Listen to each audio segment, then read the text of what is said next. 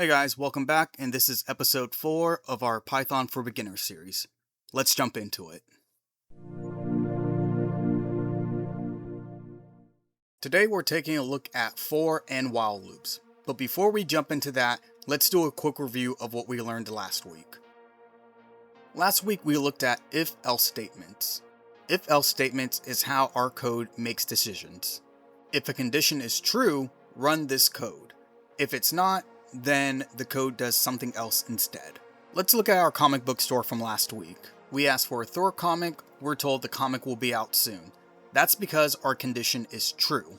But if we ask for a Deadpool comic, the comic book store employee tells us we don't have that, thus making our statement false. If-else statements are pretty simple, but if you're confused, always go back to last week's video and practice. So let's jump into loops. What is a loop? A loop is a piece of code that repeats itself until you tell it to stop. That's it. It's pretty simple. Let me give you an example. Let's say we need to have our code say hello 10 times. Instead of us printing out print hello 10 times, we're going to do a loop. We have our code on screen, so let's go ahead and break everything down. First we have for. This is telling Python we're about to do a loop. We have I, and I is our variable. What's a variable? Like I said time and time again, it's just a placeholder. In range 10 is telling our Python code how many times we want something repeated. In this example, it's 10. We are telling our Python code print hello 10 times. We run our code and hello is printed out 10 times. Like I said before, I is our variable. It can be anything. So if I change it to hello instead of I, we're still going to get the same outcome. We can also have our code do a countdown. Once again, we have for. This is telling our Python code, hey, we're about to do a loop. We have countdown as our variable. We have in range 5, meaning Python is going to run this loop 5 times. Then we have print countdown. What this does is that it prints the variable itself. What that means is it's going to print the actual numbers from our countdown. We run the code and here we are, we have our countdown. Notice how it starts from 0 and goes to 4. That's just what Python does. It starts at 0 instead of 1, so keep that in mind whenever you practice. If we want our countdown to be reversed, don't worry, that's really easy. All we have to do is just type reversed. We run the code and voila, our countdown is now reversed. Let's say after our countdown, we want our Python code to say something. That part's easy as well. We're just going to put some space between the loop portion of our code. We're going to type print hello, and when we run it, after our countdown, we get hello. Now let's take a look at a while loop.